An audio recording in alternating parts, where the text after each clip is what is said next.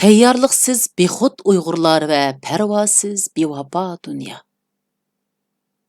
Davlat qurib, qulluqdan qutulgan Xitoy banditlarining katibishi Shi Jinpingning 70 yillik davlat bayrami kuni faxrlanib so'zlagan dabdabalik bayonoti 99 kunmu inovatga ega bo'lmadi. Uni dunyoda bo'ysundirgan kuch, ko'z bilan ko'rgili bo'lmaydigan virus bo'ldi. Shu kuni faxrlanib turib bu xabarni keng tarqitishib bergan o'ruslarmu oradan 133 kun o'tmayla chegarasini taqib olgan bo'lsa, 141 kun bo'lmayla Rossiya chegarasi ichida saqlanib qolgan kelkundi oqqun Xitoylar o'zi ta'minlagan yuz tunish texnikasi orqali tunimoqda va o'g'ilmoqda. Xitoy-Rus ittifoqi faqat vaqt masalasi.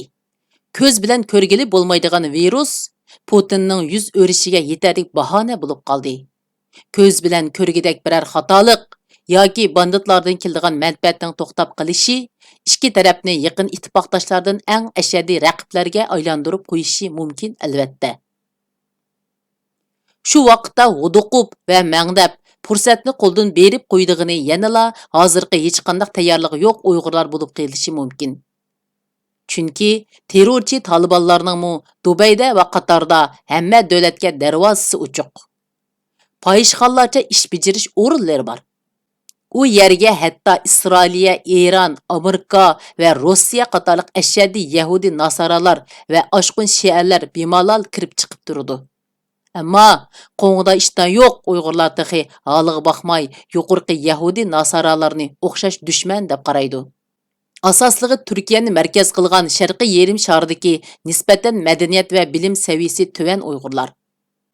Uyg'urlar Markaziy Osiyoda tarixda Tatarlar va Qozoqlar uchun, Qo'qon va Buxoro uchun, oxirida Buyuk Turkiston uchun va barliq o'ruslar qo'lida ezilguchi millatlar uchun o'zini hatto davlatini va milliy istiqbolini qurbon qilib kelgan. Bu qurlarni yana qaytadan o'qib beray. Uyg'urlar Markaziy Osiyoda tarixda Tatarlar va Qozoqlar uchun, Qo'qon va Buxoro uchun, oxirida Buyuk Turkiston uchun va barliq o'ruslar qo'lida ezilguchi millatlar uchun o'zini, hatto davlatini va milliy istiqbolini qurbon qilib kelgan. Janubiy Osiyoda Bobur podshohlardan hokimiyatni tortib olgan inglizlarga qarshi qarindoshlariga hesdoshlik qilib kelgan. 1949-yildan keyin Kashmir va Arakan uchun duo qilib kelayotgan edi. Chunki bu vaqtda Uyg'urlar hamma narsasini, hatto davlati bilan erkinligini qurbon qilib qo'yg'ashqa, duo qilishdan boshqa hech qanday ish qo'ldan kelmaydi. Agar kelgan bo'lsa, yana davlatni, millatni ular uchun qurbon qiladi. Uyg'urlardan chiqqan liderlarmi adoqcha islom ummatchiligi va turk millatchiligidan iborat ikki eg'ir yukni ustiga ilishga ching turdi. Sabut Domillam, Temir Eli, Alixon To'ra, Muhammad Emin Bug'ra, Aysa Yusuf Olibtikin va Mas'ud Sabirlar ana shu ikki iqimning vakillari edi. Aslida mustamlikadan qutulgan turk islom dunyosi va hozirgacha shu muqomni tanlab kelayotgan ummatchi va turkchi kuchlar yuqorqi 6 odamning haykalini yasab, hurmat bildirib, xotirlab turishi kerak edi. Ammo undaq bo'lmadi. Nima uchun shundaq deymiz?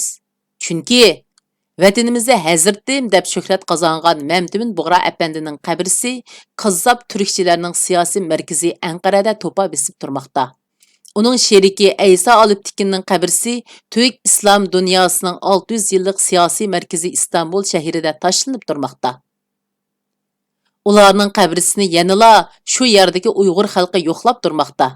Qilayotgan ishlarda qanchalik rostchil va samimiy ekanligini kazzoblar bizga amaliy harakatlar bilan ko'rsatib qo'ymoqda. Temir Eli 1933-yili 5-may Qashqarga zafar quchib kirganda ham Buyuk Britaniya ham Sovet ittifoqi tangla uni o'z yiniga tortdi. Yoqubbek Badolatgimi nisib bo'lmagan bundaq do'stlik fursati uningga nisib bo'ldi. Ammo uning javobi inglizlarga shu bo'ldiki: Inglizlar Nasra diniga e'tiqod qiladi, ham Hindistondagi musulmon qarindoshlarimiz ular tarafidan qattiq zulm chekyotdi. Shunga nusratni ulardan emas, Xudodan talab qilganimiz yaxshi, deb Hindistondagi musulmonlarni bostirganligi uchun inglizlarning Uyg'urlar uchun qiladigan yordamini rad qilgan. Sovet ittifoqiga qarata uning javobi shu bo'ldiki, bolsheviklar Buxoroyi sherifni xarob qilgan tursa, ham islomning dushmani tursa, ular bilan nimishqa do'st bo'lg'idakmiz? deb Buxoro uchun Uyg'urning milliy manfaatini yana bir qitim do'g'i tikkan. Aslida Temur elining bu to'kpis uchun uning haykali Pokiston bilan O'zbekistonda qo'pirilishi va avomga tashviq qilinishi kerak edi. Ammo ular Temur elining kimligini bilish tugul, aksicha banditlar bilan bir bo'lib xalqimizning qiniga sherik bo'lishdi. Shunda qilib, 20-asrning oldingi yerimidagi taqdirimizni o'z qo'limiz bilan vayron qildik. Chunki inglizlar va Sovet ittifoqiga dushman bo'lishning badili 1933-yili va 1944-yili qurilgan ikki mustaqil davlatimizning munqariz bo'lishi bilan oxirlashdi.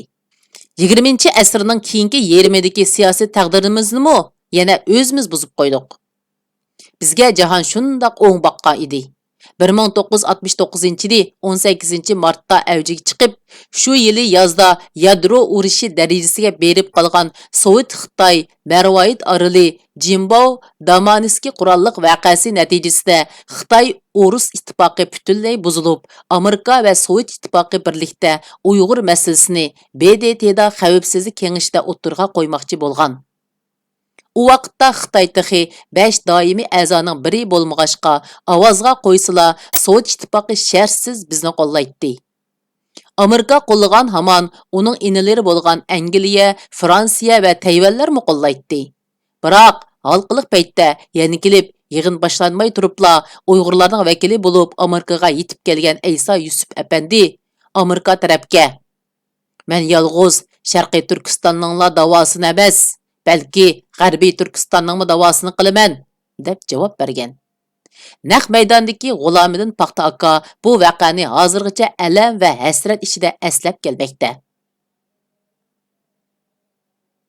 Bu G'ulomidin Paxta aka ilk videolarda so'zlaydigan G'ulom akamiz emas. Buni anglagan Sovet ittifoqi qattiq g'azablanib, bu Kalva Uyg'urning ko'rdigan kuni bor tixi deyishib, yig'inni boyqut qilgan. Shuning bilan hozirgacha davom qilayotgan fojialarga asos solingan. Shundoq bo'lganda G'arbiy Turkiston allari 1991-yili mustaqil bo'lgandan keyin darhol Aysa Yusuf apandining haykalini yasab chiqib, kunda uningga hurmat bildirsimi ozlik qiladi. Ammo unda qilish tugul, Istanbulga ziyorat kelgan O'rta Osiyo liderlari hatto uning qabrisiga qarab qo'ymaydi. Ondan boshqa toki 1991-yilga qadar Uyg'urlar bilan bir sapda Turkiston nomi ostida namoyish qilib kelgan har qaysi O'rta Osiyo millatlari va tatarlar Sovet ittifoqi yiqilib, milliy davlatlarda qurilgandan keyin Uyg'urlarning namoyishlariga yaqin yo'lamaydi. Bu ahvolni G'ulomidin Paxta aka har yili echinib turib eslaydi. Uning bundan to'pto'g'ri bir yil burun, ya'ni 2019-yili fevralda aytgan: "Bizning hayvonchilikmi, ko'chalardagi lalmi itlar va mushukchilikmi qadrimiz va o'rnimiz yo'q" degan yurak so'zlari va ohuzorlarini mangu unutmaymiz. Ham unutmasligimiz kerak. Chunki Uyg'urlar uchun Xitoyga dushman bo'lish, ularning milliy manfaatini qurbon qilish deganlik bo'lib, ularcha bunda qilish arzimaydi. Aksicha bo'lganda, ularning milliy davlatlariga xavflik Buyuk Turkiston va cho'ng turkchilik mafkurasidan voz kechmagan Uyg'urlarning bosh ko'tarib qolganidan Xitoyning qo'lida qul bo'lib yashagani afzal edi.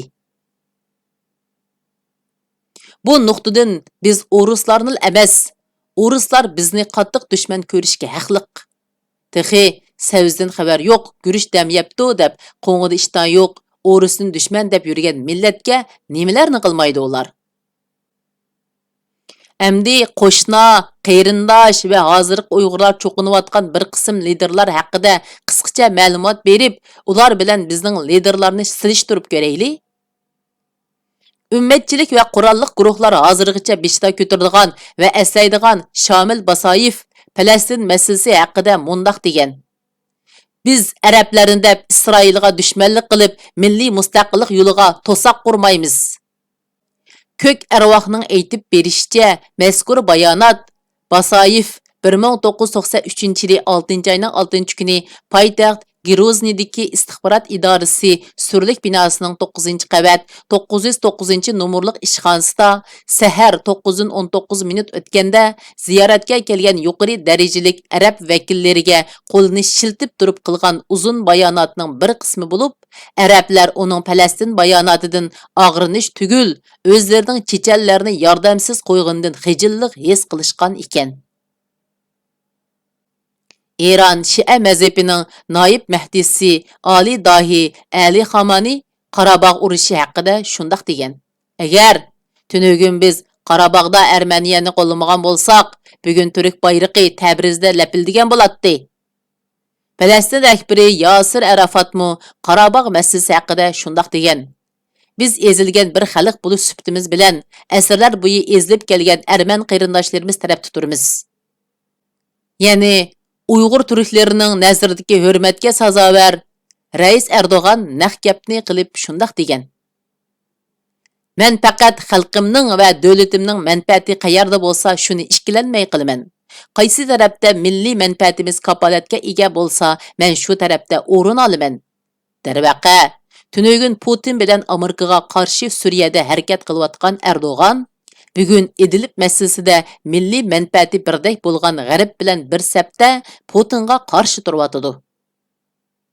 Sharqiy O'rta dengizda milliy manfaatiga ziyon solgan G'arb va bir qism arablarga qarshi turyotidi. Liviyada shu. Ammo yuqorqi o'z millatining manfaatini chiqish qilish bu to'rt ummatchi yoki ummatchi to'niga o'rin olgan yo'lboshchilarning ozroqmi inovatini tushirmaydi. Chunki ularning keynida millionlagan aqlliq avom va xalqi bor. Xalit yeri bizdek texicha dunyoning raptarini tushunmay, vatanda xalqimizni qul qilib tashlab berib, xotin qizlarini yovning va tajovuzchilarning oyoq osti qilishiga sukut qilib, milliy va diniy g'ururini dafsanda qilayotgan dushmanni qo'yib, go'l va nodon qoldi xalqini chet elda qo'ldirilib ahmoq qiladigan va amaliy ish yo'q degan gap bilan aldaydigan bir toplumni hech kim ko'z kelmaydi, mansitmaydi. Yuqorqidek milliy manfaatini hammadan a'lo biladigan azmatlar bizdan chiqmamdi. Yoki yanala kechikib chiqib foydasi yetmamdi. Bularga yanala avom o'zi javob tepib olsin. Aksiranglar xalqim, yatlarga cho'qininglar xalqim. Ajdodlarning xato bosgan yo'llarida davomliq minginglar xalqim. Xalqimiz o'lib tugab, vatanimizning barliq boyligi bulang-talang qilinib tugab, hech qanday foydalanish qimmati qolmaganda, butun dunyo bu muqaddas tuproqni insoniyatning axlatxonasi qilib bo'lsa-mu foydalanib ketaverdi. Uxlanglar, iqtidorliqlarni va millatning nijotkor mo'salarini Fir'avnning tarbiyasida cho'ng bo'lgan deb qaralab, o'zinglar bulbul deb baqqan qog'larni lider qilib saylab, tezroq halokat azg'iliga tushib ketish uchun davomli tirishinglar.